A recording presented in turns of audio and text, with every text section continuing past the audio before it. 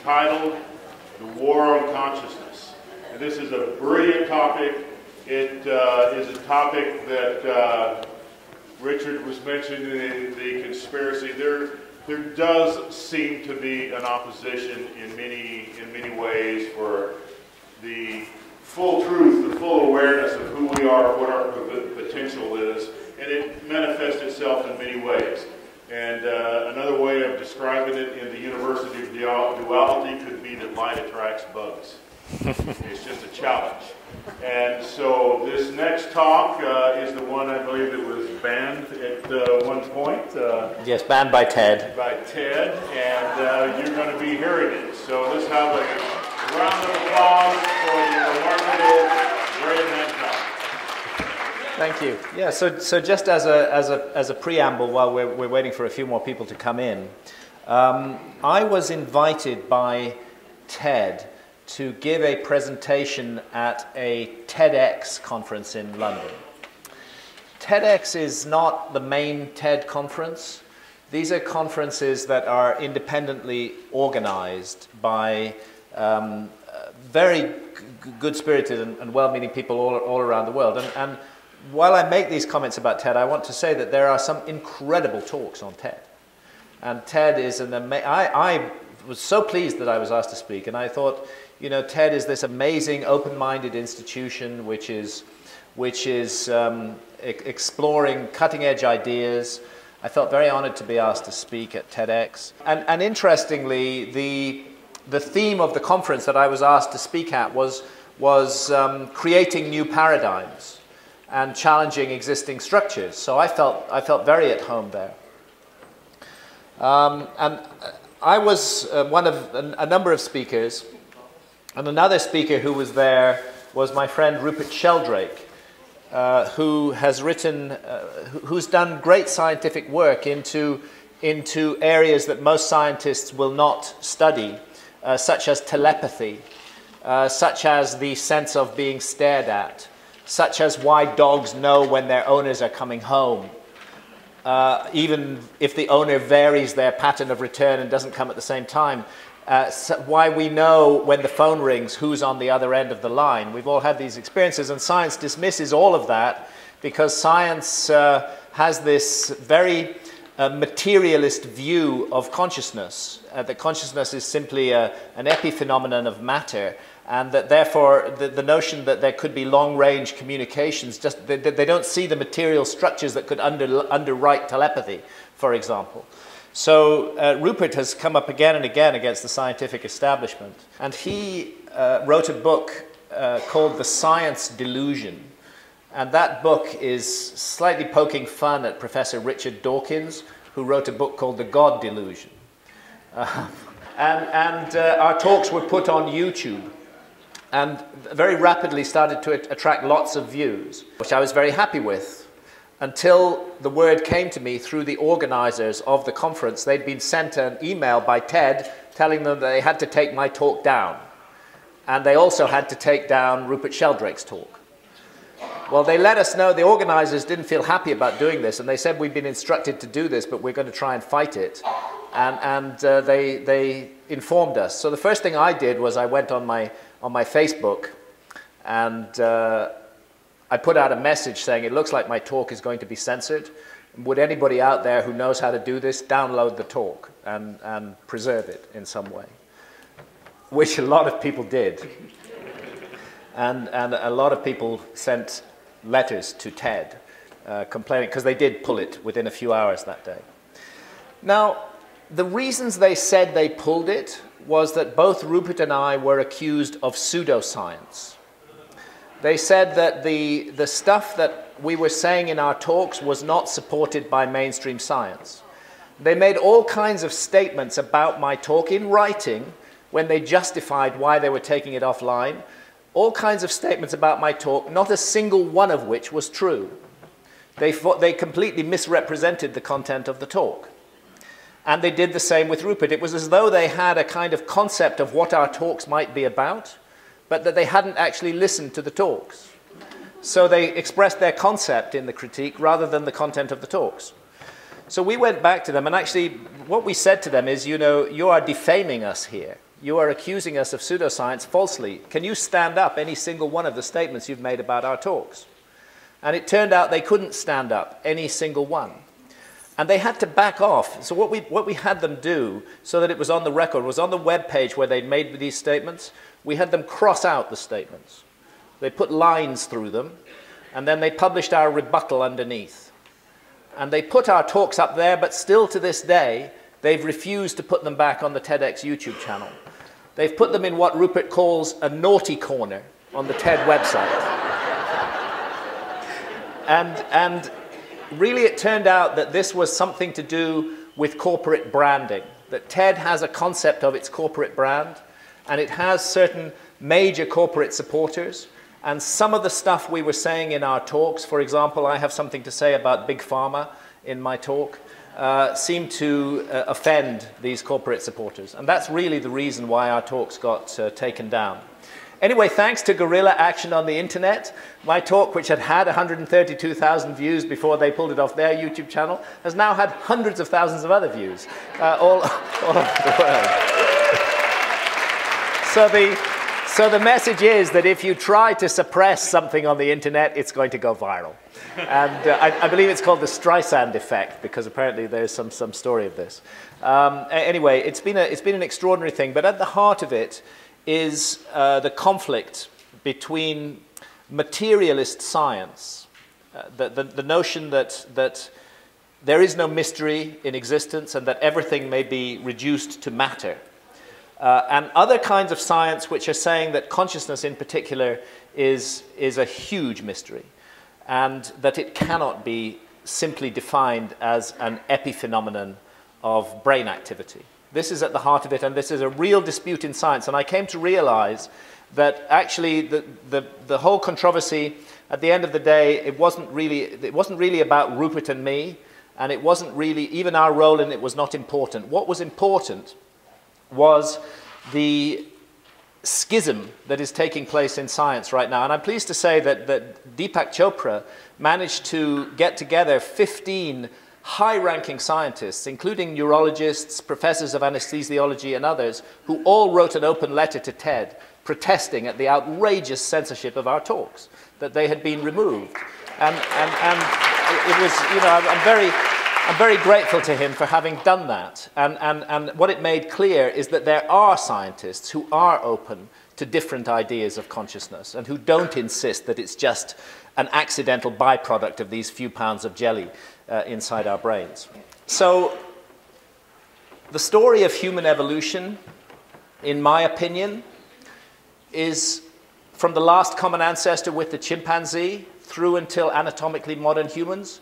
That's what I call 6 million years of boredom. Because for most of that 6 million years, our ancestors were incredibly dull. They created the first stone tools about 2.5 million years ago. Those stone tools were extremely rudimentary, but they stuck with them without any change for the next million years. And then when they did introduce a new tool type, they stuck with that for another million years as well. So they were passing down cultural information, but they were not innovating. And there's no evidence of spirituality, no evidence in any belief in an afterlife. These creatures were, well, incredibly boring. And that continued even after we became anatomically modern, which is around about the earliest undisputed anatomically modern human skeleton dates back about 195,000 years from Ethiopia. And the boring behavior continued even after that moment. We had all the hardware in place to be the kind of creature we are today, but it seems the software was not present. And then, after 100,000 years ago, something happened, and it becomes particularly evident after 40,000 years ago. It's as though a light has been switched on in the human brain all around the world. And that coincides with the appearance of the first great cave art. Astonishingly sophisticated art starts to materialize in caves and in rock shelters all around the world, with certain universal themes in the art, certain patterns that appear again and again and again. certain figures, such as therianthropes, creatures that are part animal and part human in form. You can see them in the canyons in Utah. You can see them in rock shelters in South Africa. You can see them in the painted caves in France. Something universal was going on. Some inspiration had struck our human ancestors. And even though they were not in touch with one another or comparing notes, they were all producing astonishingly similar imagery.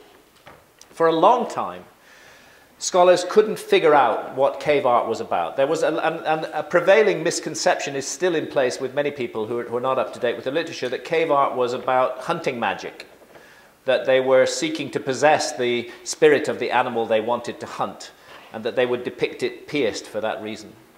But in fact, only 2% of all the animal figures painted on the walls of caves are pierced in any way.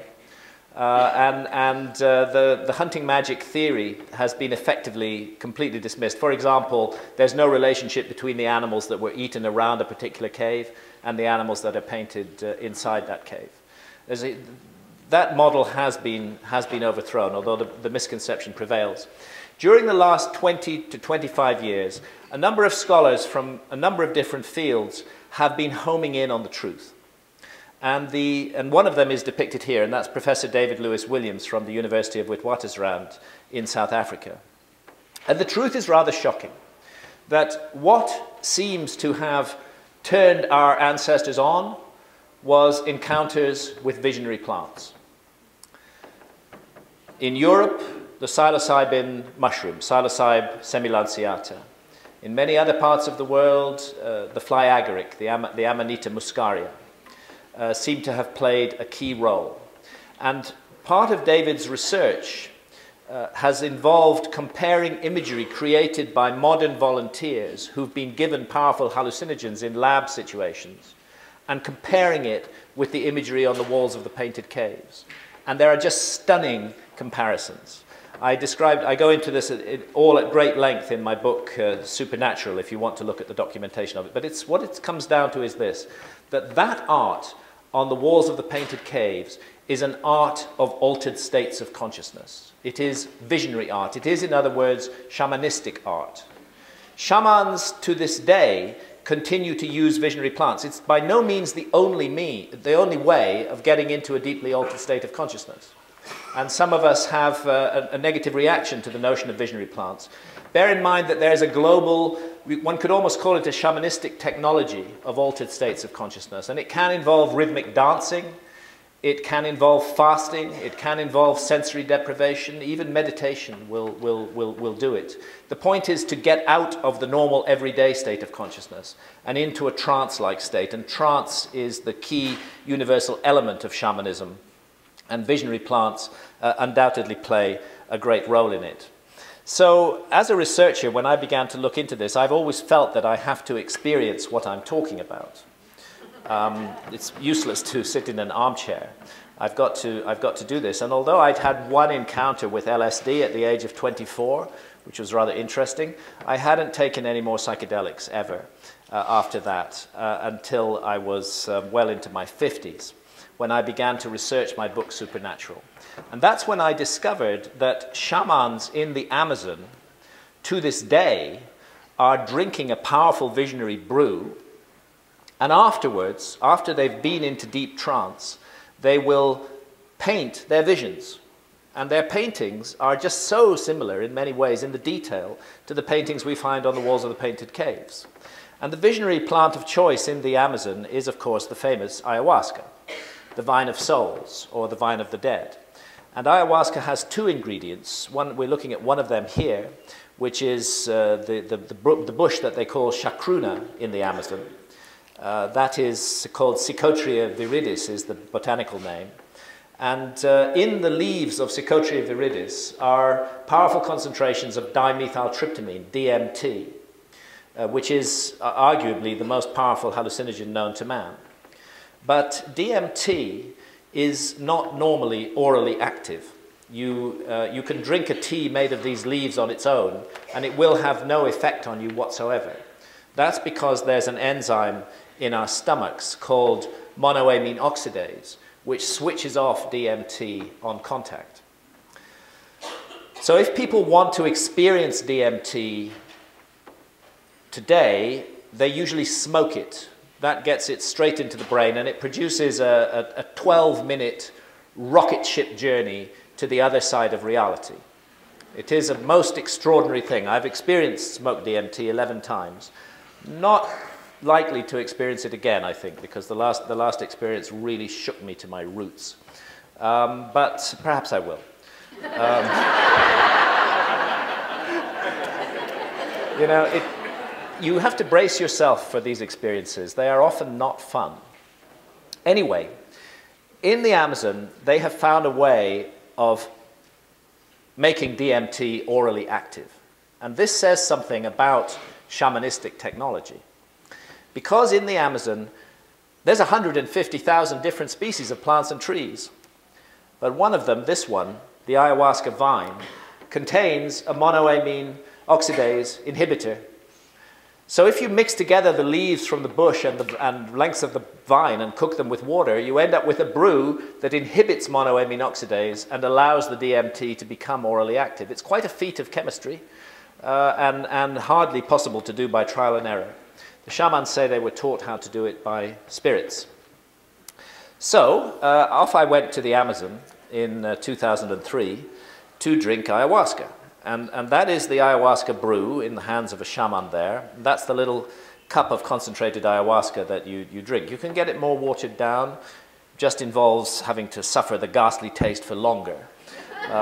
Really, the smaller, more concentrated version is preferable because you just drink it back really, really fast and hold your nose. It does taste hideous.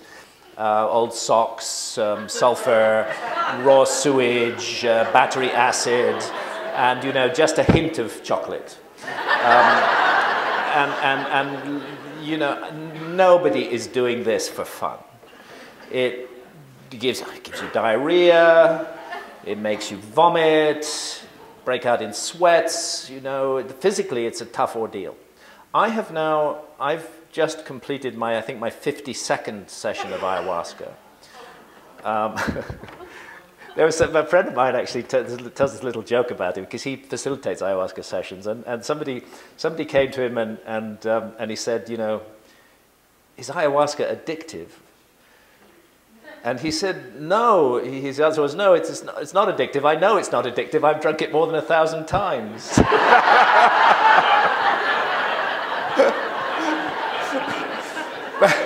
But truly, it's not addictive. You have to really prepare yourself. I don't look forward to it because it's a tough journey. But I feel that I learn something useful from it every time.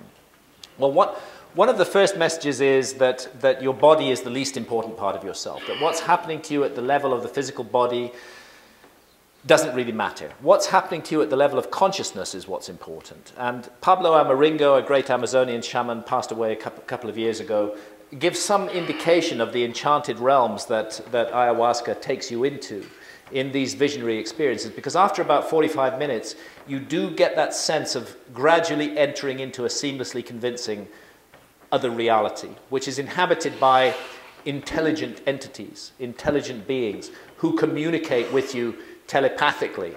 I think you're beginning to understand why Ted banned my talk now. And have lessons to teach you, important lessons to teach you. All around the world, whether in Japan, whether in New York, whether in London, whether in the Amazon jungle, more and more people are being drawn to work with ayahuasca.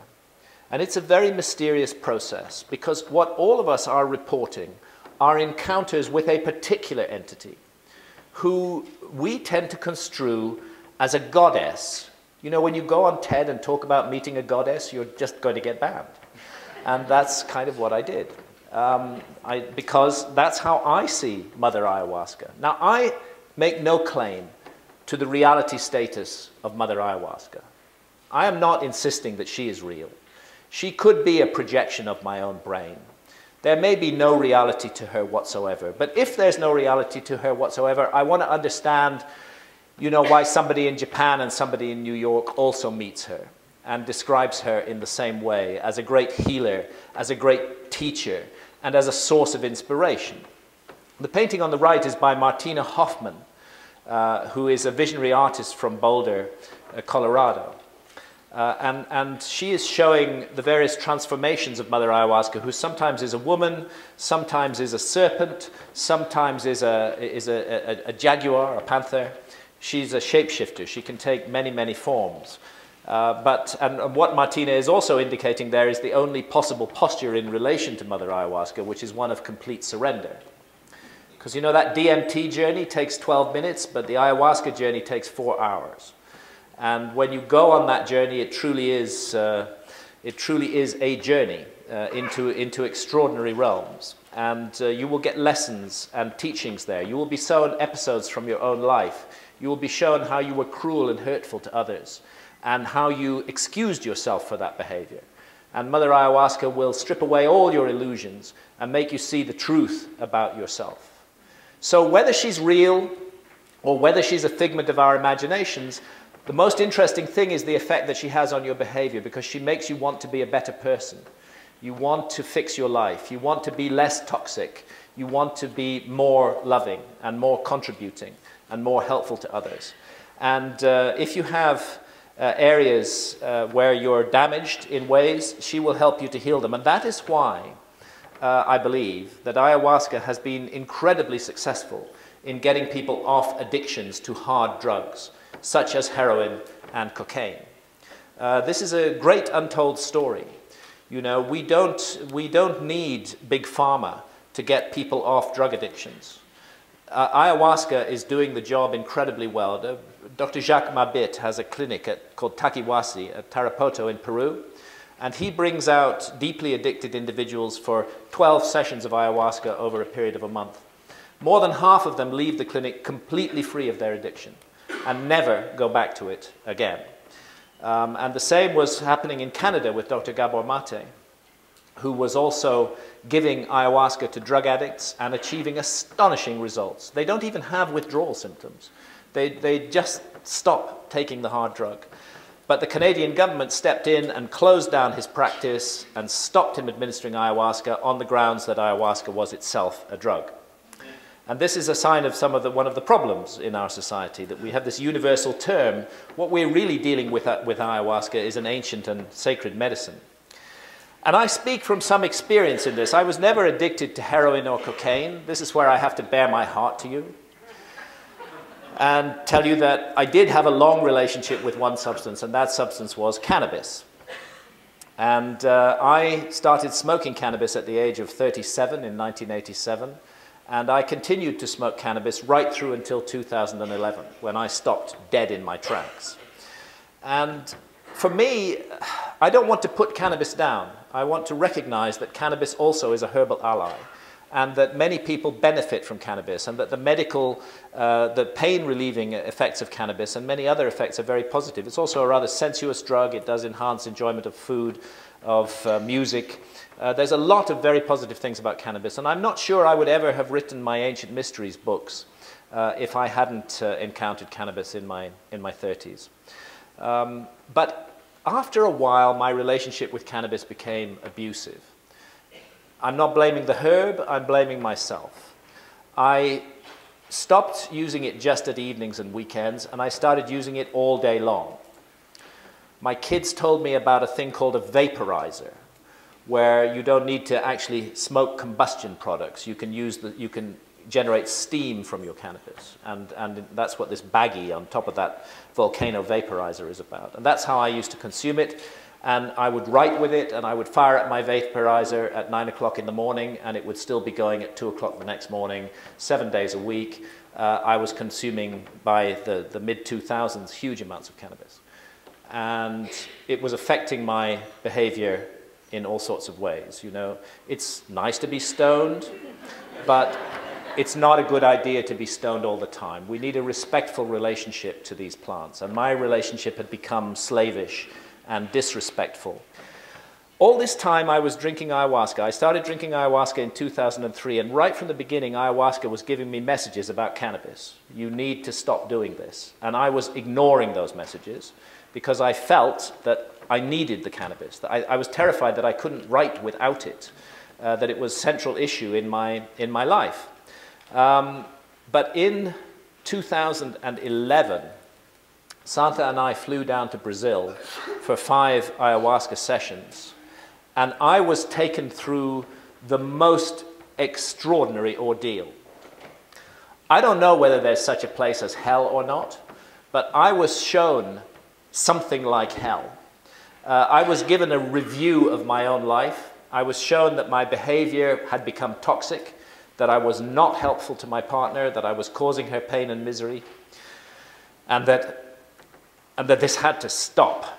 And I was shown it in the most direct and forceful manner. I was shown that my immortal destiny was in danger if I continued down this road, that I was poised on the edge of an abyss. And it was something like the Judgment Hall of Osiris, where, and this is a very profound moment in ancient Egyptian spiritual ideas, where your heart is metaphorically weighed in the scales against the feather of truth and cosmic justice. And there is nothing you can hide. Every act, every thought, every deed, every moment of your life is transparent and open for view. And I was shown this transparency, and I was shown that I was going down the wrong track, and that this was deeply connected to my relationship to cannabis, and that the only way out of it was to stop smoking cannabis. So I had that resolution that I would stop smoking cannabis. It was given to me very strongly in a series of teachings in 5 ayahuasca sessions. But so powerful was the pull of cannabis on me that when I got back to England, the first thing I did after a long flight was get out my vaporizer and fire it up. And that's when I discovered I'd been healed. Because I took one puff and I could not continue. I was filled with such horror and revulsion, just awful feelings, that I physically could not continue, even though part of me wanted to. And I put it away, and since that day, I have never touched cannabis again. And while I want to repeat that I do not want to put cannabis down, and I don't want to put down others who use cannabis and get great benefits from it, my relationship with it was wrong. It was abusive, and I absolutely needed to stop. And stopping it, I feel like a monkey's been taken off my back. I feel liberated. Those feelings of paranoia and suspicion and jealousy, completely gone away. I feel so much happier. I have no doubts, no paranoia, no jealousy. I feel completely relaxed and comfortable in my skin. And my fear that I wouldn't be able to write, well, that's turned out as nonsense as well. I'm far more productive as a writer now and far more creative than I was when I was stoned all day long. So I had a profound healing as a result of Mother Ayahuasca and as a result of visionary experiences. And to me, that is a mystery. That is a huge mystery. And it is in some way related to the problem of death, because I was shown my death and what would lie beyond death if I didn't fix this course in my life. You know, we have an incredibly precious opportunity to be born in a human body, and part of that opportunity is the opportunity to learn from our mistakes. We get many, many years on this planet, and we do make mistakes, but we have a chance to learn and fix things, and I was given a revelation that enabled me to fix this, and I feel more comfortable about whatever I will face after death as a result of having made those changes. But here's the scientific definition of death, that it's the complete cessation of brain function as evidenced by absence of brainwave activity on an electroencephalogram. And I just really hate that definition, because we are not our brains. We are our consciousness. And consciousness is a mystery. It's a huge mystery of science. No scientist can honestly stand their hand on heart and say that he has figured out consciousness. We all know we have it. We know that the brain is involved in it in some way, but the exact relationship between the brain and consciousness is not clear. You know, these few pounds of jelly, as I mentioned, inside our skulls, how do they produce the emotions that we feel when we're in love? how does that come about? The sense of just looking at a glorious sunset or listening to a fantastic symphony, the conscious experience that we have, how can we reduce that to physical brain activity? Something in us rejects that idea. There must be something beyond, something other. Many scientists who believe that the brain is the whole explanation for consciousness say, but look, if I damage a particular area of your brain, then a particular area of your consciousness is lost. So this proves that the brain makes consciousness. And this is actually the mainstream model of scientific materialism, that the brain makes consciousness the way a generator makes electricity. When you have that view, you can't possibly believe in life after death, because once the generator is destroyed, that's the end of your consciousness, and there's nothing else there. And this is the dominant reference frame of mainstream science today. But what they're missing is another possibility, which is that the relationship of consciousness to the brain, and this is an analogy, could be more like the relationship of the TV signal to the TV set. And there I would say to the scientist, yes, if I damage my TV screen, it will certainly affect the picture I see, but the signal's still there. The signal's unchanged. And you can destroy your TV set completely and the signal is still there. So maybe that's what's happening. Maybe the brain is mediating consciousness in some way.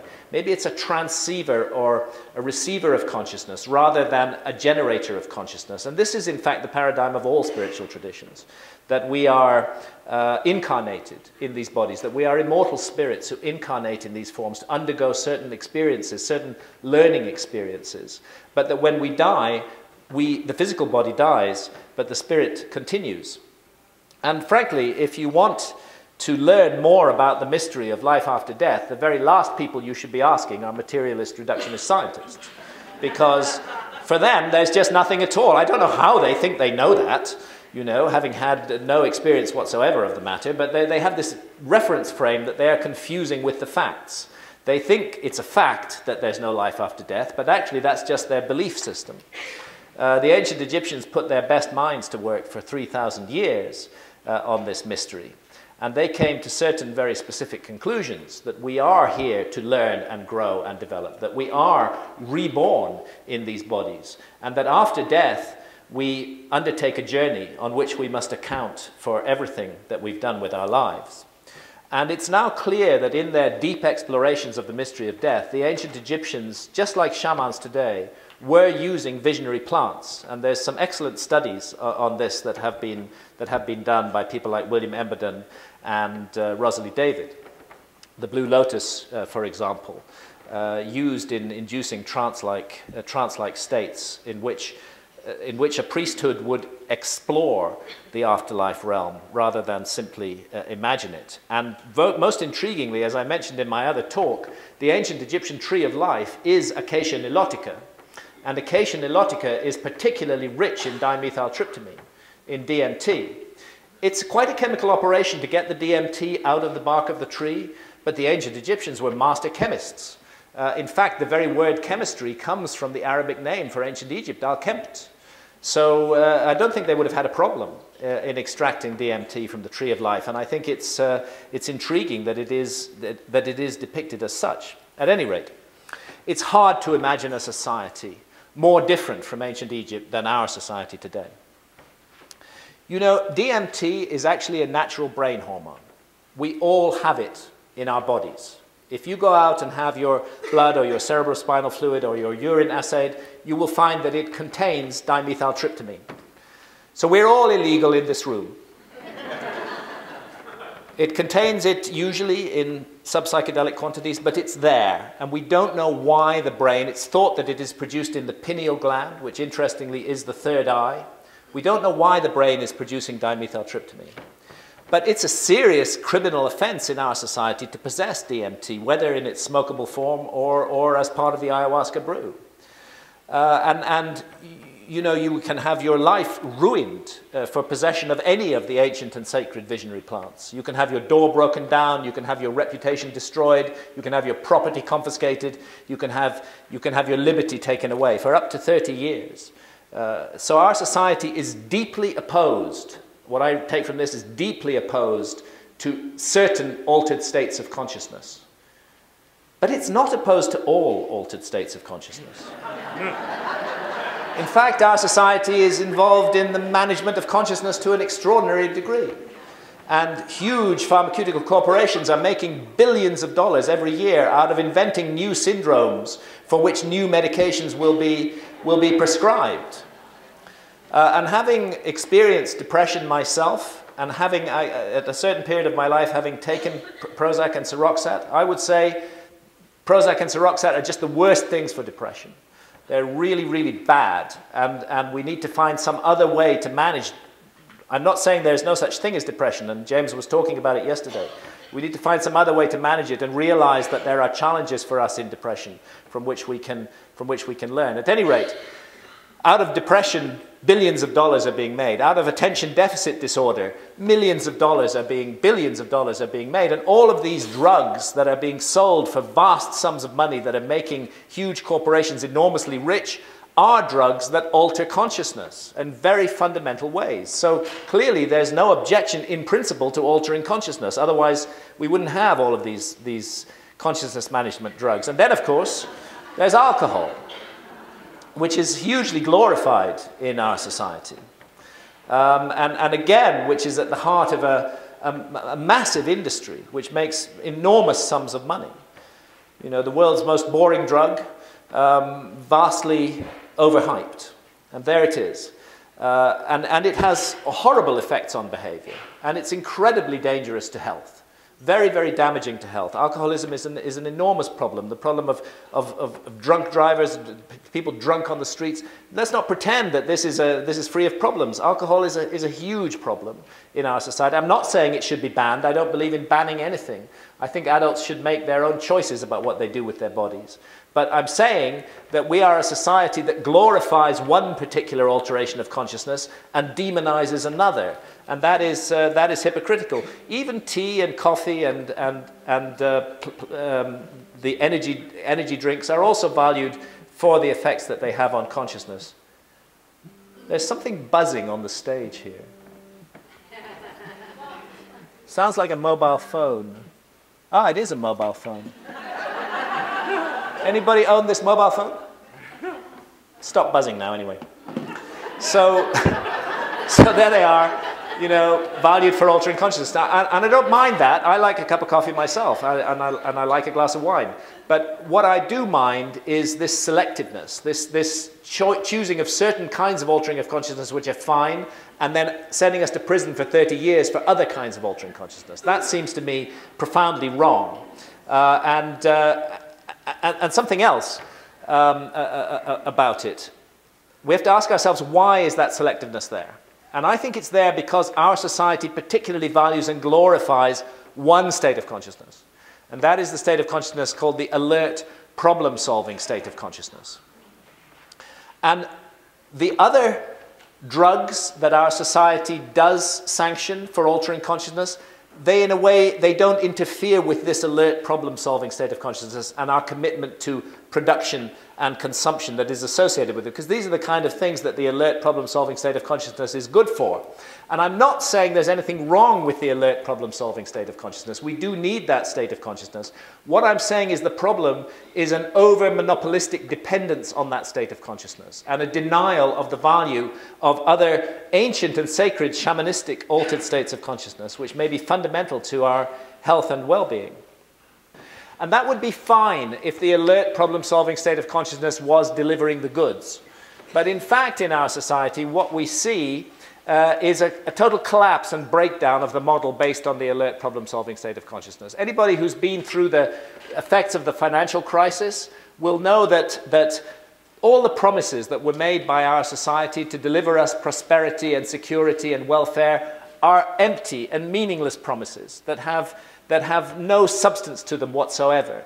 And you know that our lords and masters can go on magically printing electronic money and throwing it at the problem, perhaps for a few more years or even a few more decades, but sooner or later we all know this system doesn't work anymore. We are being bought into a fantasy and a dream which cannot be sustained, and that something else is needed if we're to move forward. Look at the catastrophic consequences of a society over-monopolistically dependent on the alert problem-solving state of consciousness. Look at the issue of global starvation. Look at the fact we can't even solve that problem, that millions around the world go to bed hungry every night. We can't solve that problem. Look at the Amazon jungle. Look at the destruction of the rainforest. Look at the ridiculous result of the pursuit of short-term goals, short-term profits, cutting down the rainforest to plant soybean farms. You know, what a mad idea. Only an insane global society could tolerate such an abuse, such incredible stupidity. We clearly are in a state of insanity. We are able to mobilize billions and billions and trillions of dollars for warfare, for hatred, for fear, for suspicion. You know, you just look at the way the politicians play this game, find the next person to hate, and then mobilize billions of dollars of our money to throw weapons at them. But we cannot, as a global society, solve the problem of the destruction of that sacred realm, the Amazon rainforest, which, believe me, could be solved for far less money than the money we spend on war and chaos. Clearly, there's something wrong with our priorities. That business of the soybean farms, you know, if you cut down rainforest and plant a soybean farm, within 10 or 12 years, you won't be growing soybeans there anymore, because rainforest soils maintain their fertility by the constant dropping of the leaves and the constant refertilization of the soil. You turn that into a farm, it's done for within a decade. We know this already. We know it from Indonesia. It's been proven, but for some reason we keep on doing it. And I would say that what's at the root of this is what shamans, when I asked shamans in the Amazon about this, what do you think is really the problem with global technological culture? They said it's very simple. You guys have severed your connection with spirit. If you do not reconnect with spirit, you're going to bring the whole house of cards down on your heads and on ours. Something desperately needs to be done. And that's why many shamans in the Amazon and from the Amazon are today conducting a kind of reverse missionary activity and are traveling, sometimes at great personal danger, out to the West, out to Western countries, out to Japan and America and Germany and Britain, and bringing ayahuasca to those countries because they believe that we are so fixed and rooted in this particularly damaging and dangerous state of consciousness that we so idolize, that we need a huge kick up the ass if we're going to get out of it. And they believe that, rightly or wrongly, that ayahuasca is the remedy for that. If we're going to work with ayahuasca in the West, we need to develop our own form of shamanism. We need to sit at the feet of those shamans from the Amazon, we need to learn from them, and we need to develop structures that work within a global, complicated technological culture. But I have a feeling that they're right, and that it could be the remedy. And it's very small at the moment, and it doesn't have to be ayahuasca. There are many, many other ways that I see happening all around the world now that people feel the need to explore other states of consciousness. And for some, indeed, it is rhythmic dancing. For some, it's meditation, perhaps even hypnotism. Lots of techniques to get us out of that alert problem-solving mode and into another state of consciousness where we can contemplate other possibilities that previously we would not have explored. And I think it's vitally and urgently necessary that we go down this road now, and that we put the alert problem-solving state of consciousness in the place where it belongs. It has a role, but it should not be universally dominant. And the sense of being interconnected with other realms and other intelligences and other entities are shut down by that state of consciousness. And we need to reconnect to those other realities if we're to move ahead as a global civilization. I think we're in a terribly dangerous place at the moment. And the only way forward out of the mess we've created is to reconnect with spirit at every possible level of our lives. And the only antidote for hatred and fear and suspicion is love. And love is giving. It is not taking. We have to completely reorient our position and our posture in life if we are to survive as a species and not waste the incredible opportunity we've all been given to be born in a human body. When I look back on what happened in the Stone Age and the sudden transformation of humanity that occurred then, it's clear to me that these visionary experiences are actually fundamental to what makes us human, and have played a key role, often hidden, often disguised, in the human story. And therefore I think that we're making a huge mistake as a society to demonize these altered states of consciousness. We may possibly be denying ourselves the next vital step in our own evolution. And who knows, perhaps our immortal destiny as well. Thank you, ladies and gentlemen. Thank you. Thank you very much.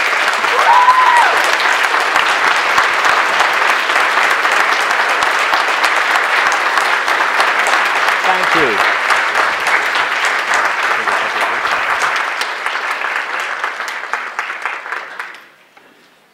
So what a wonderful, wonderful message, and it takes courage to bring forth this truth, and Graham has remarkable dignity and the will, and that's why I believe this message is so important, and I so agree, and I think this man is a walking master that brings the truth, and there are so many that do not want to hear the truth, and we have to know it. We have to know that we move into these other forms of consciousness, not put our heads in the sand, but we co-create the earth that we want in theta consciousness. So another round of applause, please.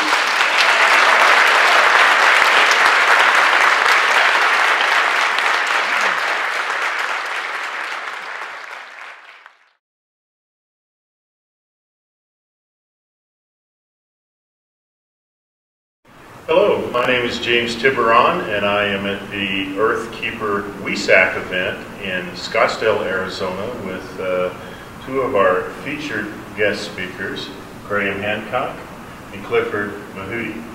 And so welcome, gentlemen. Thank you. Thank you. And part of the topic of our weekend gathering is the revelation, the revealing of the truth. And so I think both of you represent very interesting aspects and facets of our attempt to understand a little bit more about the reality, the expansion of reality that we were in. So I'd like to direct the first question to Graham Hancock, and you've just given a brilliant presentation, and you talk about the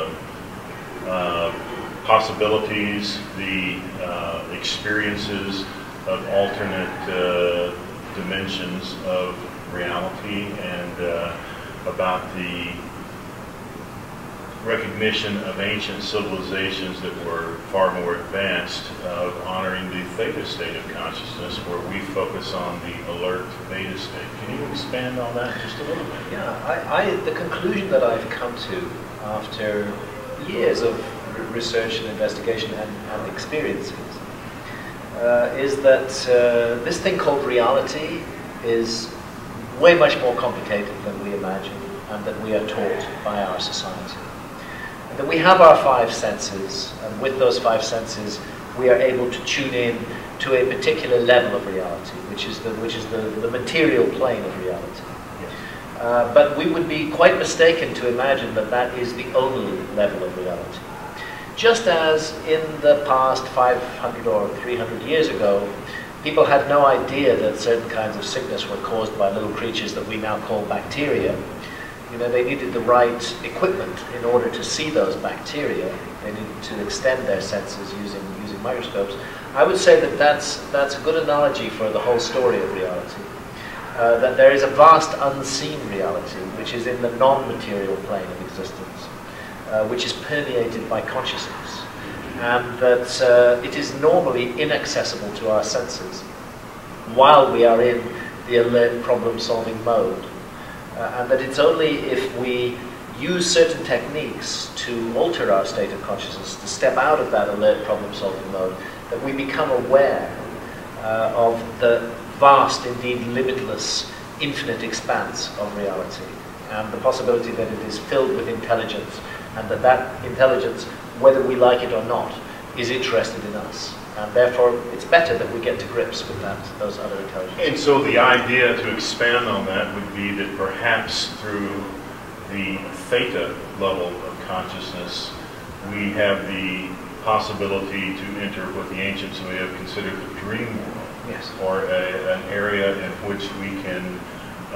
experience some of these other dimensions and entities of our realities. Absolutely. And in which time itself, as we understand time as this linear process of time, so that's why our culture doesn't believe in things like prophecy, and it doesn't believe that anything like that is possible, is because we have a very linear view of time. But in these other states of consciousness, time takes on a different meaning in a different place. Yes. And you can tune into all times and all epochs in those states of consciousness. And so I would, that brings us to, we speak about our culture, about our history, and we have with us Clifford Mahudi, who is a Zuni elder. He is also a graduate engineer from New Mexico State, and I want to make sure I get that right. And you've told me, we had the opportunity back in April, we were both being interviewed by the Travel Channel, and I had the remarkable experience of hearing your interview before mine, and you were telling us about a forgotten history of the Zuni people, of the Pueblo people, and of a society that actually, as part of their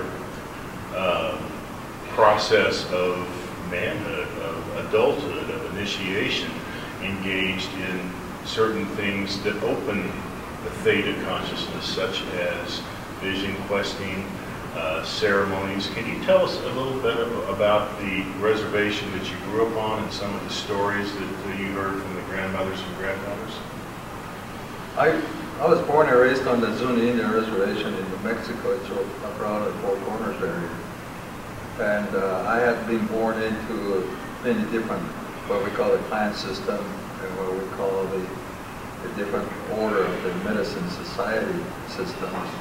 And also one of the biggest societies is what we call the Kachina society. And we take on the impersonation through many rites of passage through initiation, that we perform those ceremonies that were actually performed in the old days by those beings that were actually coming from a different universe or other star systems and other galaxies.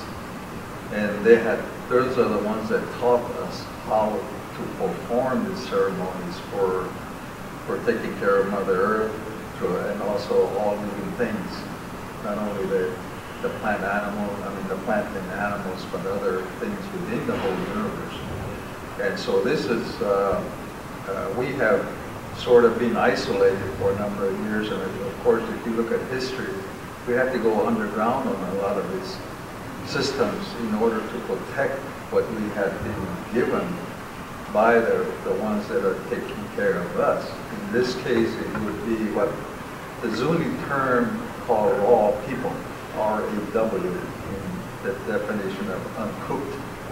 Those things, those beings are the raw people that are in all levels of consciousness and in all dimensions. And in the Zuni world... Let me just ask you a question here. That's an interesting term that you say, raw people, as in uncooked. Now, there's a theory by Dr. J. Alfred that there is inorganic forms of consciousness in what he calls bioplasma. In other words, spirit beings, in a sense, that have not taken physical form. Could it be a possibility that by raw people, they mean non-physical? That's the term that is used for when you talk about, when you go into the nuclear physics end of it, you know, they're talking about plasma physics. Yes. And extra dimensional things, but because of their language in their interpretation, that's the best that they can do. And they're the ones that told us that we will be there, but we will not be in the physical form. We will be in spirit, and we're in the air. We're right beside you, and we're right behind you. We're with you all the time, 24/7. And we will tell you, we will project what is going to happen in the future, but we reserve the right not to tell you when it's going to happen, but it's going to happen, and this is where prophecy comes in. That's fascinating. And so we have been taught, and there's so many orders within the Zuni culture and system, when I talk about things like the Kachina Society, for example, or the representative of the ethereal beings that were the beings that actually used to come in light form to the ancient Indian civilization, especially the Zunis and other people like the Hopi and all the other Pueblo Indians. And because of their abduction and people falling in love with them because of their pure energy and pure love, that they would start thinning out the tribe, so to speak. And so they had to go and resort into a different order, and the Kachina order became one that we represent those beings that are from the different parts of the universe. And we went through stargates or wormholes, what is commonly known today. But they would appear, and when after the ceremonies were done, then they would disappear. And in those days, there were certain parts of the reservations within a distance. In some cases, it was in parts of Arizona today. That they would go back to wherever they came from through those. The only thing that I can explain through them is the portals and the stargates. Yes. We still have those in existence today. Fascinating. So these are what we term the raw people in the Zuni language. Yes. And they can appear in many occasions. They can appear, and there's been many, especially in the ethnology and the anthropological books written by those explorers, that they have actually been interpreted by those people when they talked to my ancestors way back in the 1800s, and this is what they had, this is what they look like, and this is what they did. So their interpretation tends to lose some of that whatever the meaning was, but again, it's taking the Zuni language into the English language. Yes. So you lose a lot of that, a lot of solidness through the interpretation. But that's absolutely fascinating. And Graham, just to direct the question to you, you've made a lot of brilliant studies and researches about ancient civilizations, and of course, one of the big questions that comes up among people today is the possibility of evidence of extraterrestrial societies having been on the Earth before. Yeah. Do you think in Egypt that there was absolutely an advanced society that was perhaps extraterrestrial? Well, see, the use of the word extraterrestrial carries a certain amount of baggage in our culture.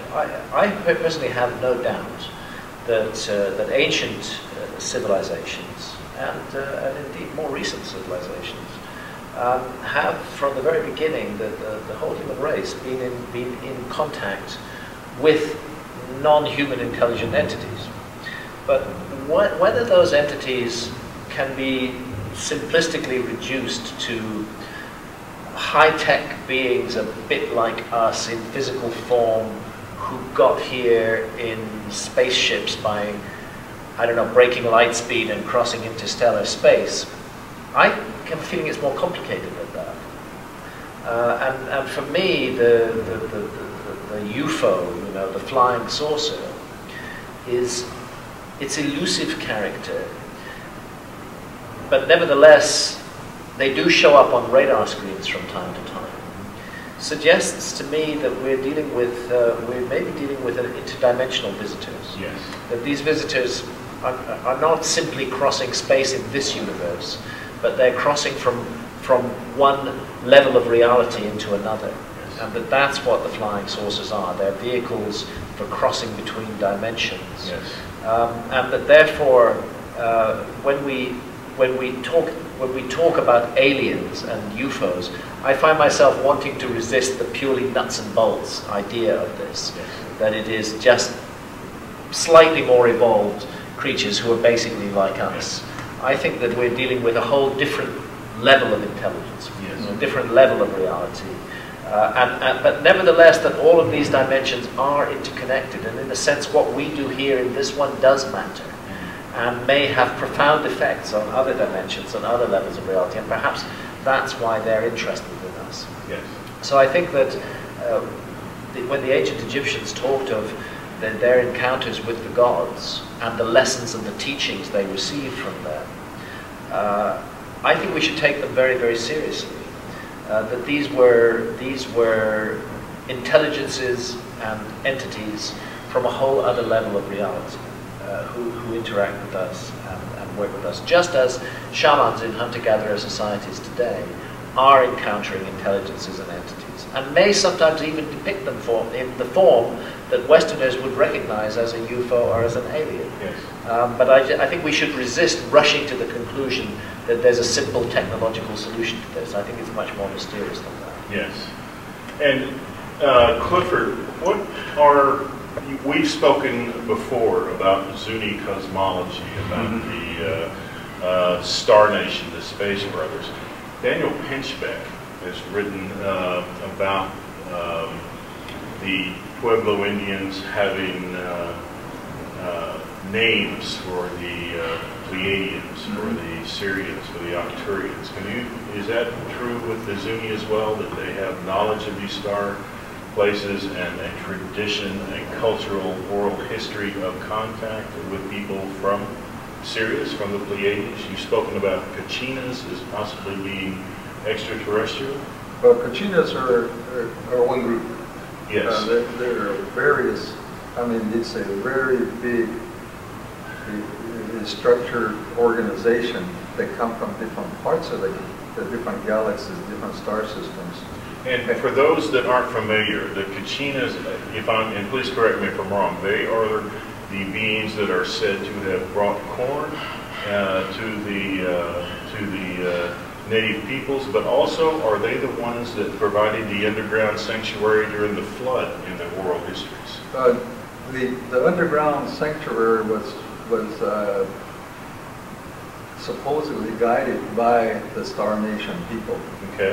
Because the Kachina is actually really a latecomer, because before the Kachina society came into existence, they were the true beings that look what we represent as Kachina today. Yes.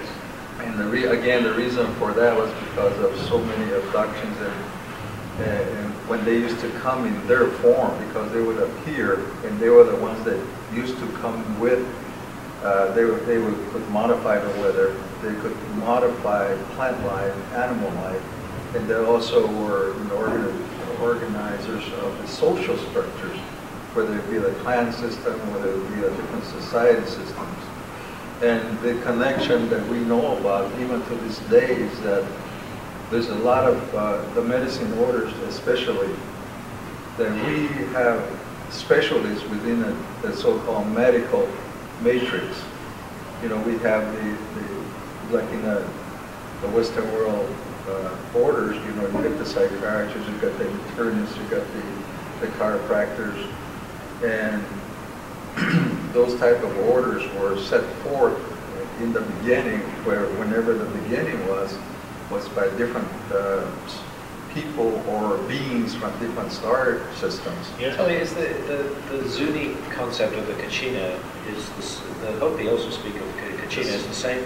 The one and the same. The one and the same. But when I started asking about these things, the grandfathers, I was bordering into sacred knowledge, because again, about what they had gone through up to that point, they had to go underground with a lot of this information. But because of my research and talking with the elders, because they trusted me for one thing, and this is when I found out the connection was starting to make sense about where these people or the beings were represented by this Kachina order system, because basically they're all the same in all the pueblos, even the ones that had disappeared, that they used to have those. And it usually around 1,000, or within the period of 1,000 to about right before Chaco collapsed, about 1400 is when they started going into, they reverted to that type of representation. Prior to that, they said that the actual beings used to come to the villages. Really? So there was and in physical form. In physical, well, they would appear. Right, manifest. And what was really, when our teachings are, when we go through that, is that how did they used to come? And say, well, they used to come by ducks. And, you know, that's another substitute term for what we would term today as UFOs. Yeah, flying craft. Right. And then until about the 1880s, when ethnologists and archaeologists and anthropologists bombarded the reservations, and they took the interpretations and they had actual written history of those things. And they talk about UFOs, especially the 1929 book on ethnology by some of the ethnologists that were there. They interpreted the things that were as, you know, common knowledge in those days, and the only way that they could do that is that they turned it into a flying craft.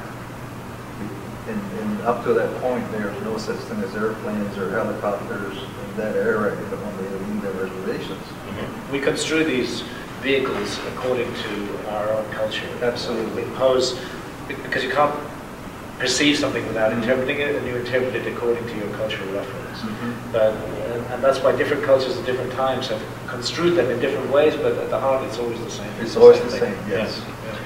Yeah. About 8-9 years ago, I had the desire to fast, to explore consciousness in the ancient way of just going without food and water for a number of days. So, because of my size, I decided I needed to go for 5 days. And I would go the first 3 days with no food, no water, and then take water on the 4th and 5th day with no food.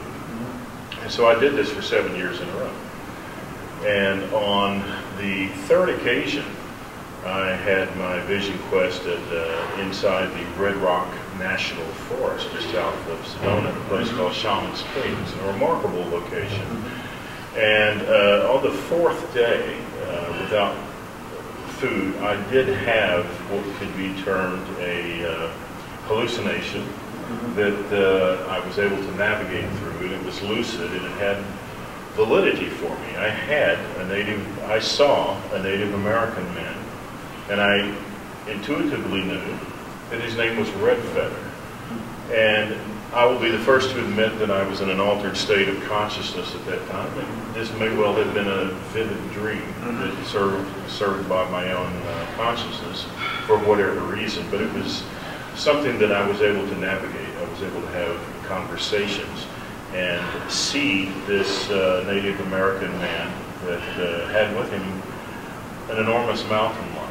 It was all, you had all of these symbolic meanings, but it was an experience for me that enabled me to see that I could experience another dimension of reality by going through an initiation that Native American peoples that had done as a rite of passage, by fasting, by vision questing, some by running great distances. And it offered some sort of cleansing of the toxins of the system, perhaps, but it opened what a metaphysician or Buddhist may call the third eye. And I was able to interact with this experience, with this Red Feather, for an extended period of time. I was able to walk with him, and he took me to a certain place, and then he disappeared. And then I had an out-of-body experience that was extremely vivid, where I was able to fly over the valley and actually see things that are existing and physical that were there. People driving their cars and things of that nature. And it was a very powerful experience. And you told me, Clifford, about an experience on the Zuni reservation where on one occasion you saw a cigar-shaped UFO over part of the reservation, and you were with a group of about 10 people, but only 1 or 2 of them saw it. Yes. And so it occurred to me that this ties in with what Graham speaks about, that when we develop the ability to see through the third eye, then another dimensional reality is perceivable. And do you think that's what the Kachina and some of those experiences with Space Brothers are? That in some instances they're seen through the third eye, but in other instances in physical manifestation? Well, there's, like I say, there's many orders. Yes. That Kachina is one of them, especially in the medicine order system, where they have that type of experiences. But there's a catalyst that they have to do to get into that stage, and a lot of it is this cleansing before rituals, and the other thing too is that you have to let go of everything, and the ego especially. And you have to have a catalyst, and a lot of these are medicine herbs. Sacred plants. Sacred plants that only the selective few within the systems know how to put them together. The younger ones that have just got initiated, they don't have that background. So you can go through an order system, and they can actually go into altered states, especially in our curing ceremonies. And there's a lot of other things that are used as part of that whole process, especially when you start talking about crystal technology. Yes. The clear crystals technology. And so there are a lot of different methodologies that were handed down by certain parts of the galaxy people. Especially, for example, I belong to what they call the Galaxy Medicine Order, which are deities from the Milky Way galaxy. You're a part of that? I'm part of that. Yes. And the other are from different star systems. In all our religious prayer systems, we refer to them as the above people. We talk about the I guess it will be the atmosphere. We call it the rock roof, for lack of a better interpretation. But that's a literal meaning in for the physical plane. Yes. And then we start going into the things like for example, Ursa Major, the Dipper. There's a name for that. Orion's Belt. Yes. It's called the one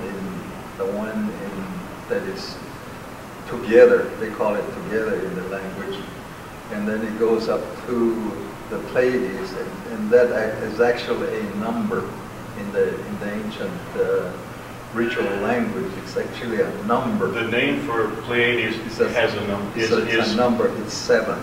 Really? Yes. And so I asked a question. I said, well, what are we talking about when we're talking about the 7? He said, you remember, you're a scientist in the white man's world. Have you ever heard of Pleiades? I said, yes. But Pleiades, the 7, were not discovered until they used telescopes. He said, but we already knew about them. I said, well, who told you that? He said, young man, you have to understand, he said, that we were told that. We were given the orders and the system before they were discovered by the telescope. So you keep going up, and the last one in the series, the series is the what became known as the supernova, and that's the one that they say that the literal meaning is the star burst. So that's what it is in the supernova. It's interesting.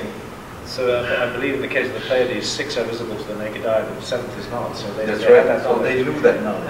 And then also we have the whole issue of Sirius A and B, and they're a different culture. The Dogon in West Africa had the knowledge that Sirius was a binary star before anybody in the West had the technology to reveal that. And they also were given that information by beings that came down to them from above. So there's an amazing universal phenomenon here, and we would be very foolish to ignore it, I think.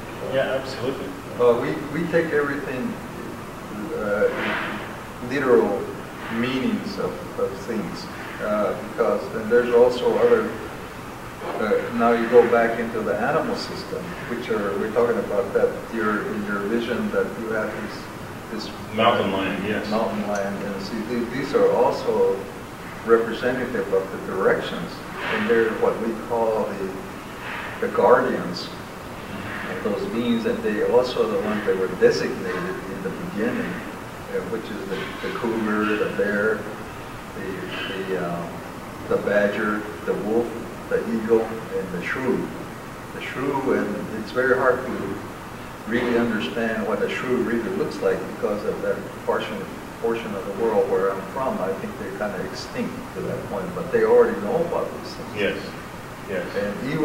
And what is really even more interesting is that we also have gods that are in the inner earth. In the what may be termed hollow earth. The hollow earth, yes. Yes. The inner earth. And this is where they're also making references to. So my next question used to be is that, well, what about these UFOs? And they're, in the Zuni term, they call it Jahawani, which means a mist flying vehicle. I mean, not a vehicle, but a flying object. This is the best interpretation. But did you say a mist, like mist, if it was smoke or a cloud? Yes, like a cloud. Nice idea.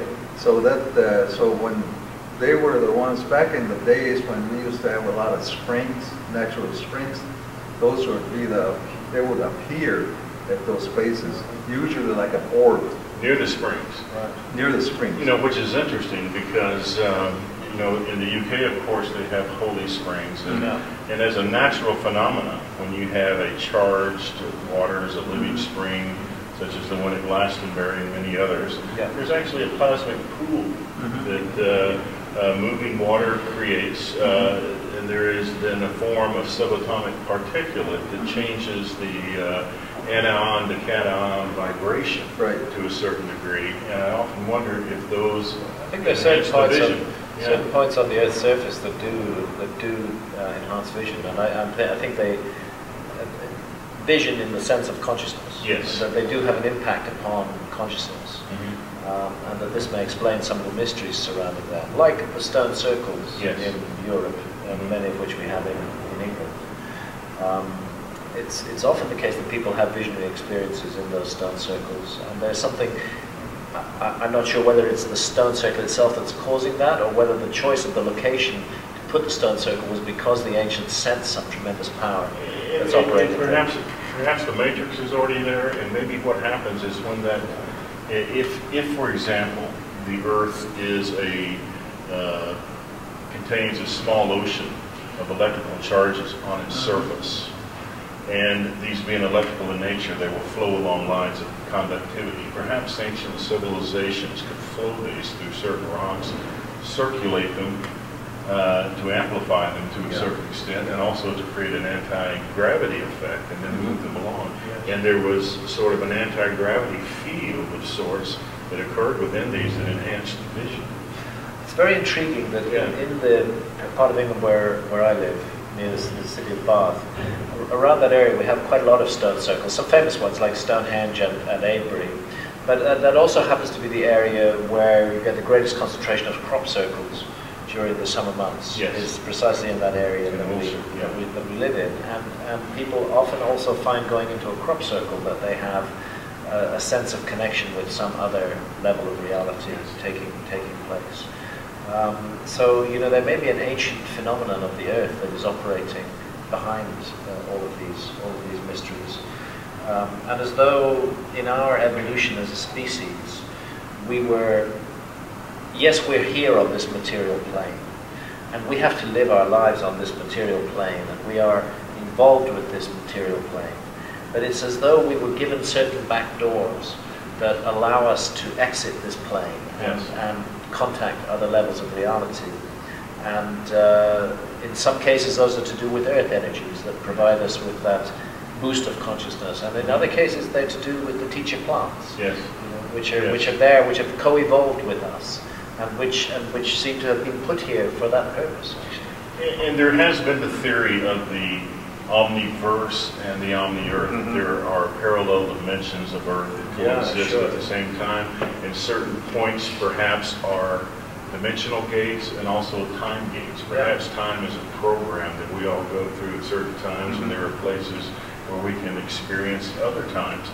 It's interesting that you mentioned the area, that part of England, because it's an extremely vivid, living area.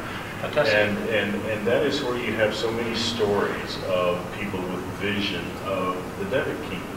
And I often wonder if many of these powerful places are where the full spectrum of realities more tangibly exist, as if these places are like high-definition television compared to a regular TV of old. But it's interesting that, is it true that the authors of Alice in Wonderland and The Hobbit and The Lord of the Rings both lived in that part of England? I'm not sure about that. I believe that they were in Oxford. Oxford is a little certainly further. Tolkien was associated with Oxford. Yeah. But I don't know about Lewis Carroll.